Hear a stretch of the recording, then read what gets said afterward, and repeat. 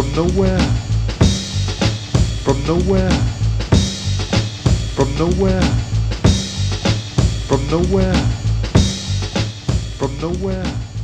You know, a documentary is hitting all the right notes when it makes you want to dig out your old vinyl. Sly Lives, streaming exclusively on Hulu, tells the story of Sly Stone, an artist so ahead of his time, he made the future look outdated. Now, this isn't just a documentary.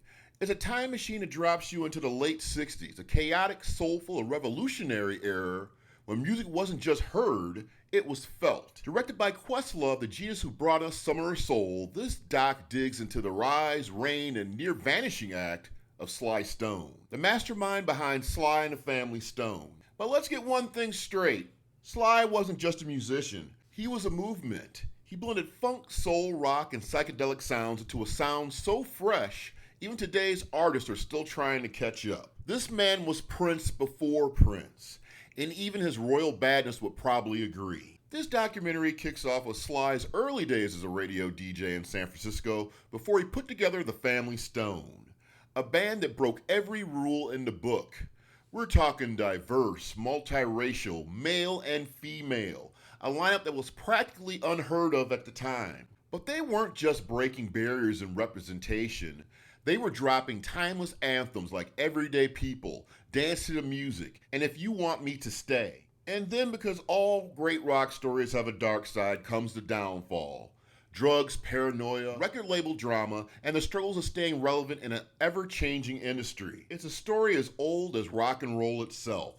But what makes Sly Lives stand out is how real it feels. This documentary gives us a stacked lineup of testimonials. We get D'Angelo, Q-Tip, Chaka Khan, all giving Sly his well-deserved flowers.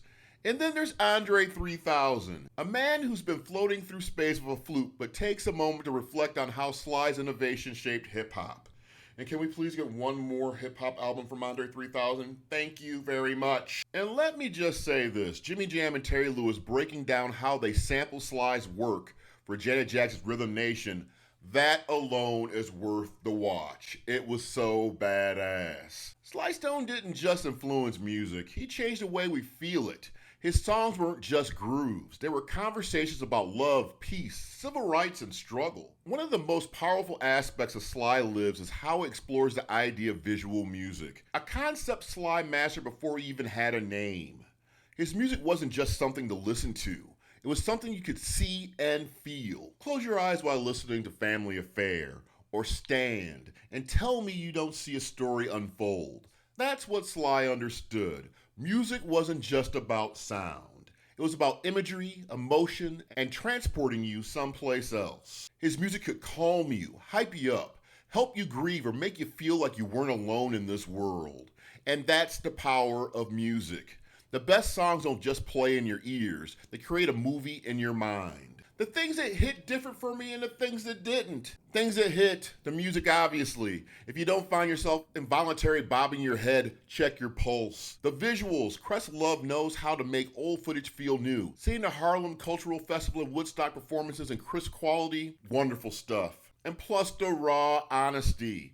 They don't sugarcoat Sly's struggles. The doc doesn't make excuses. It presents the highs, the lows, and the reality of an artist battling his demons. And one of the nice things is just seeing him still alive today, even though it was in photographs. But it was really nice to see that Sly is still around and he's got a relationship with his kids. The only real downside for me is that if you already know Sly's story, there might not be many surprises here. Also, I wish they would have delved more into his comeback attempts. Sly Lives isn't just a documentary. It's a vibe. It's the kind of film you watch with the lights low, letting the music take you somewhere between nostalgia and discovery.